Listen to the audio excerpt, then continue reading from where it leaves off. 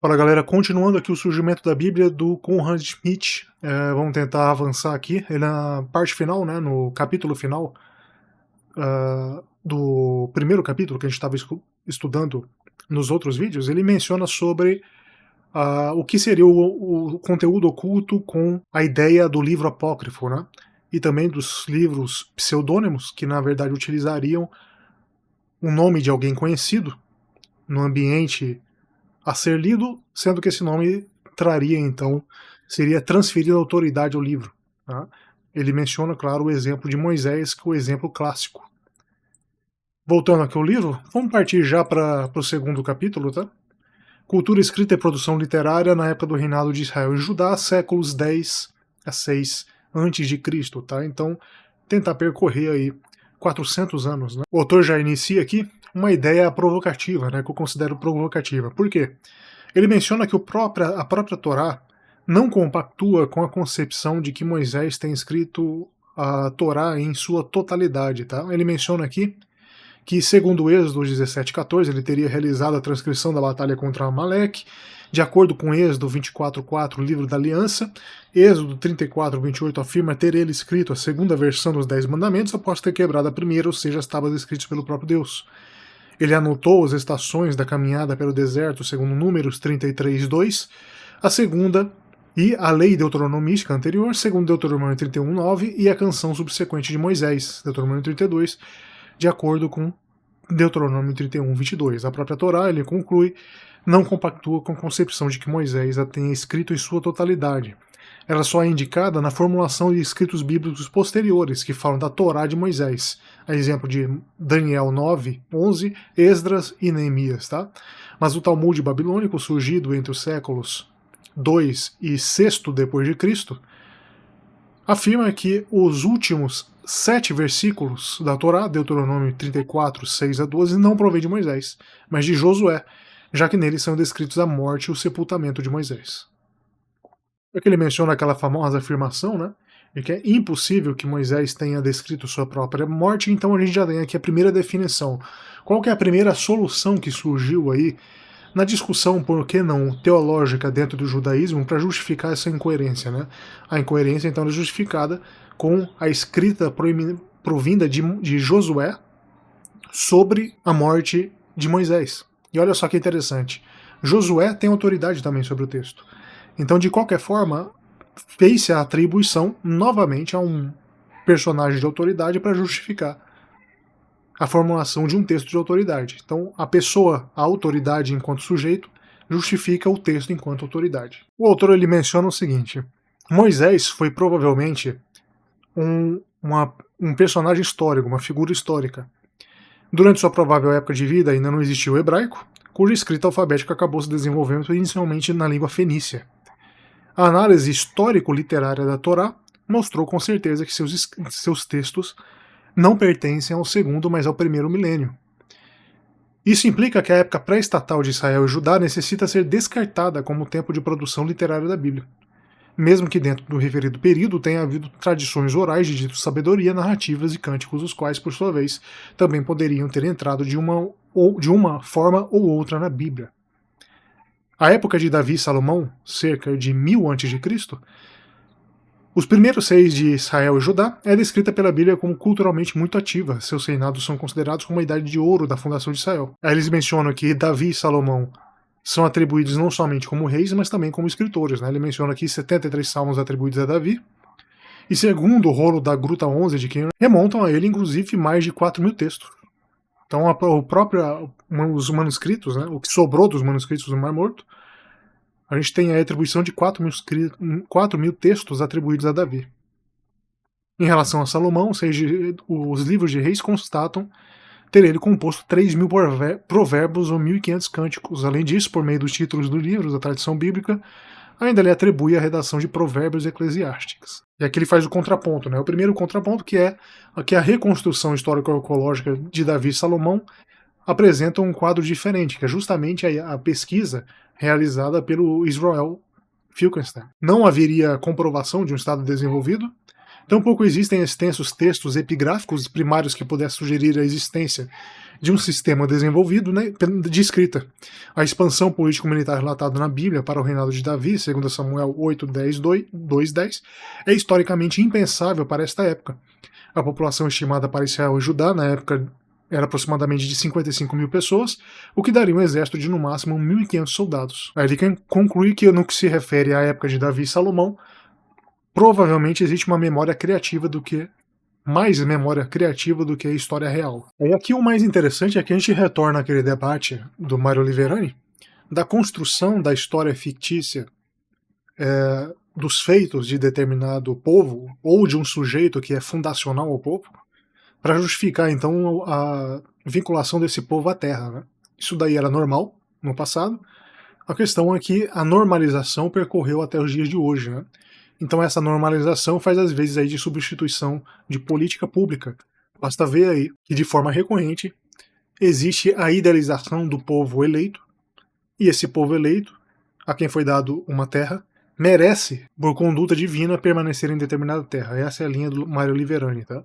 Ele respalda aí parte do que é falado pelo Mário Liverani é respaldado em obras como O Surgimento da Bíblia. O que ele já menciona, ele vai para a ideia, né, da inscrição de Tel Dan, que é muito mais um testemunho importante para a historicidade do rio Davi, os inícios de uma cultura literária historicamente relevante em Israel e Judá, só ocorrem de 2 séculos após Davi e Salomão. Testemunhos epigráficos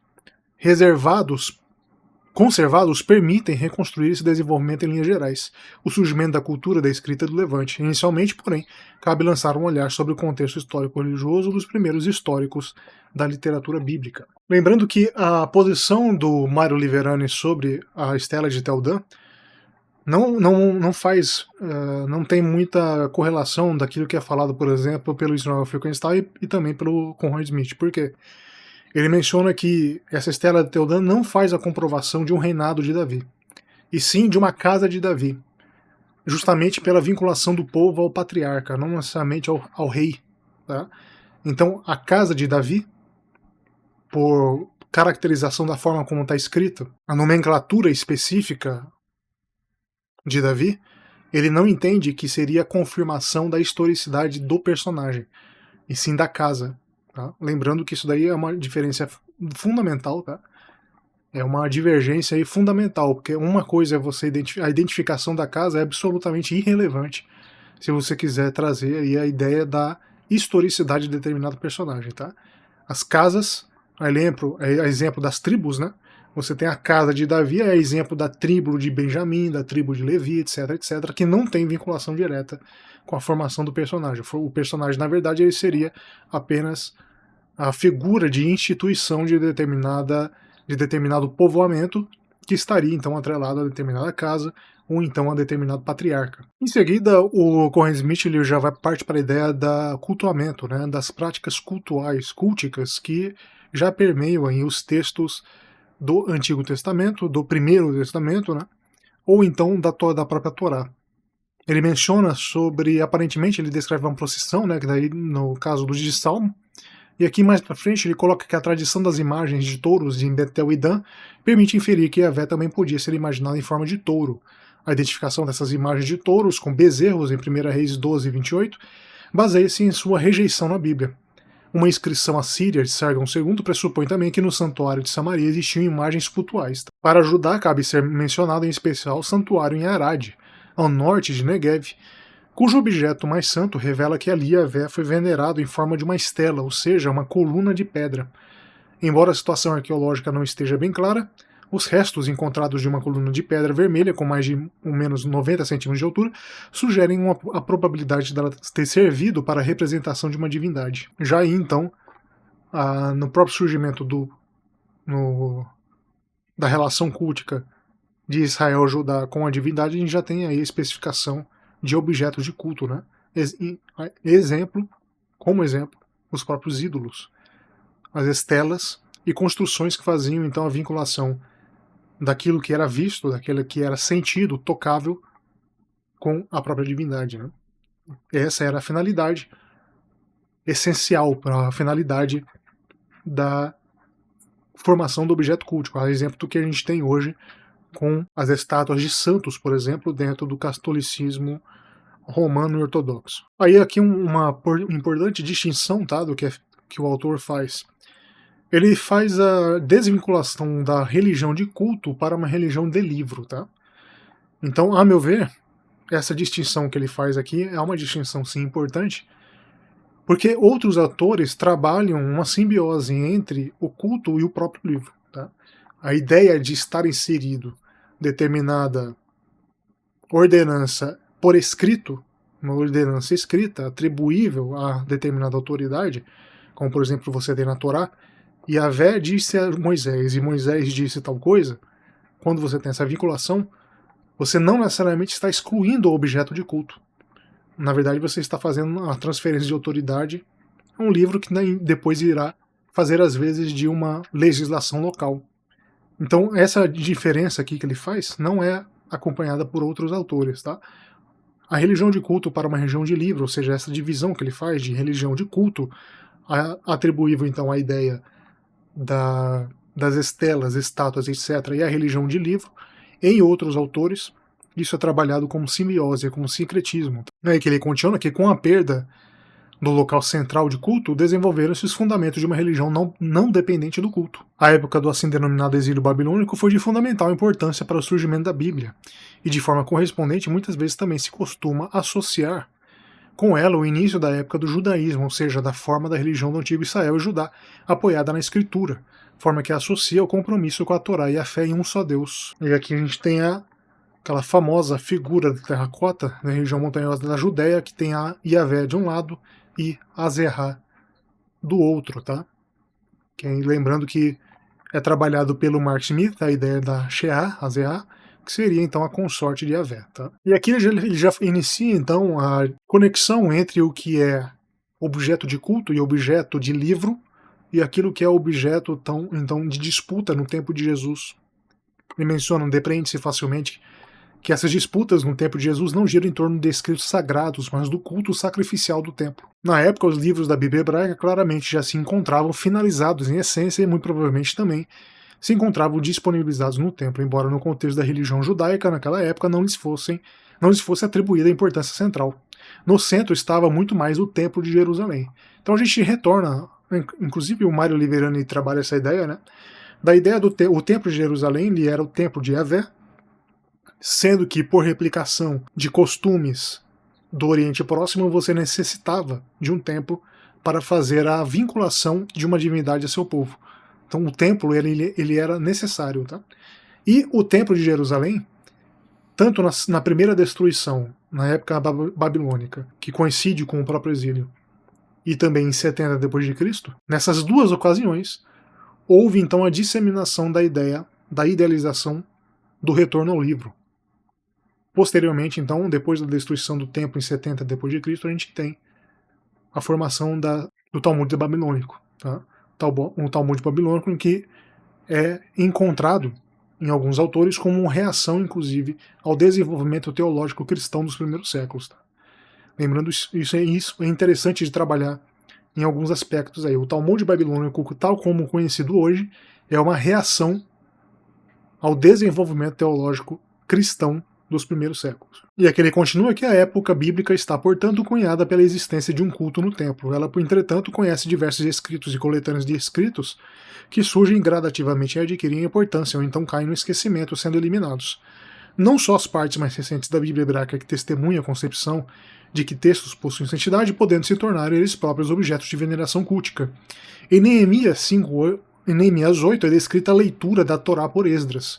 Considerando-se a sua proximidade objetiva com o culto sinagogal, essa apresentação dificilmente poderá ser datada antes dos séculos III ou II a.C. Por isso, aquela ideia de que pelo menos a finalização do livro de Neemias foi uma finalização tardia, portanto, um dos últimos livros aí a serem finalizados, tá? Dentro aí do bojo, do arcabouço do primeiro Antigo Testamento. Ele faz depois as divergências entre... Ele faz a divergência, ele estuda a divergência de Jeremias com o profeta Ananias, né? Lembrando que essa divergência aqui era uma divergência política, tanto é que Jeremias ele é acusado, né? Dentro dos estudos, ele é acusado condescendência com o poder babilônico. Tá? Ele menciona aqui que em Jeremias 28 é narrada uma controvérsia entre o profeta Jeremias e o profeta Ananias. Ao contrário de Jeremias, o profeta Ananias é da opinião de que o poder militar babilônico vai se retirar novamente. É possível que também a profecia de Ananias tenha sido anotada por escrito, mas depois não transmitida adiante.